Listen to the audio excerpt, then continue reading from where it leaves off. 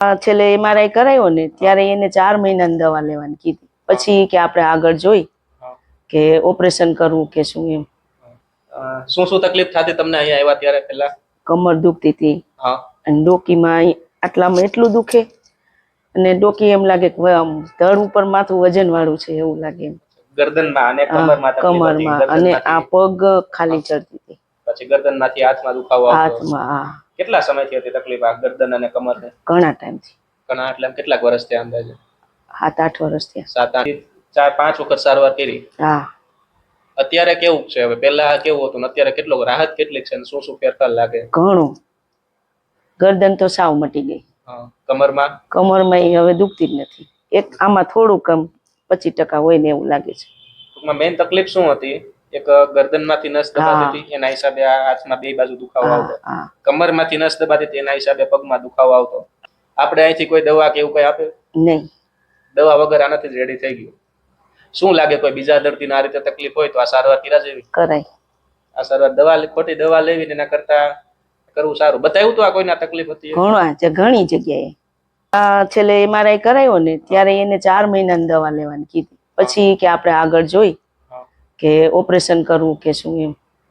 પછી મેં ઇન્સ્ટામાં તમારી એડ જોઈ એટલે મેં આને કીધું, મેં કીધું હાલો ને ત્યાં જઈ આવી. કેવું છે મિત્તલબેન હવે?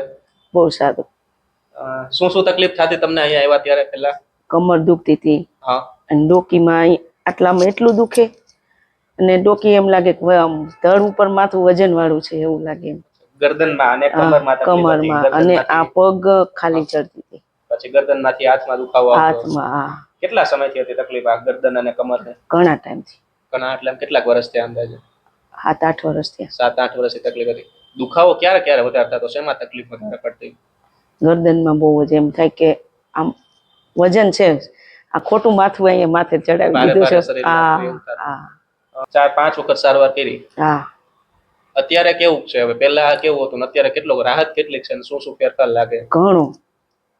ગરદન તો સાવ મટી ગઈ. કમરમાં? કમરમાં હવે દુખતી જ નથી. એક આમાં થોડું કમ 25% હોય ને એવું લાગે છે. ટૂંકમાં મેઇન તકલીફ શું હતી?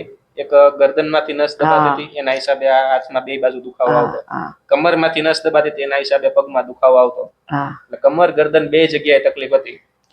જે ટ્રીટમેન્ટ કરી રાહત થઈ એમાં કર્યું શું કે જે નસ ઉપર દબાણ હતું આપણે જે ટ્રીટમેન્ટ કરી નસ દબાતી હતી નસને ખોલી નસ છૂટી પડી એટલે દુખાવો ગરદનનો કમરનો બે ઓછો થઈ ગયો.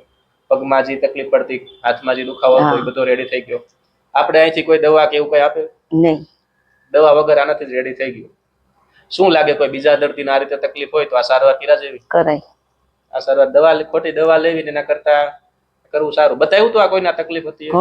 ઘણી જગ્યાએ. શું કેવું હતું પછી જ્યાં બતાવ્યું ત્યાં? છેલ્લે MRI કરાયો ને ત્યારે એને 4 મહિનાની દવા લેવાની કીધી. પછી કે આપણે આગળ જોઈ કે ઓપરેશન કરવું કે શું એમ. પછી મેં ઇન્સ્ટામાં તમારી એડ જોઈ એટલે મેં આને કીધું, મેં કીધું હાલો ને ત્યાં જઈ આવીએ. કે 4 મહિના દવા લ્યો પછી એમાં પાછી બધી દુખાવાની જ દવાઓ હતી. એટલે મેં કીધું શરીર વધી જાય, મેં નથી લેવી, મેં બતાવી તો ખબર પડે. એટલે હું અહીંયા અમે ગોતતા આવ્યા.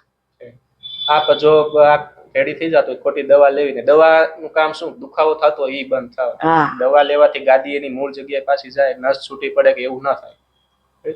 તો કરીએ સારવાર ચાલુ.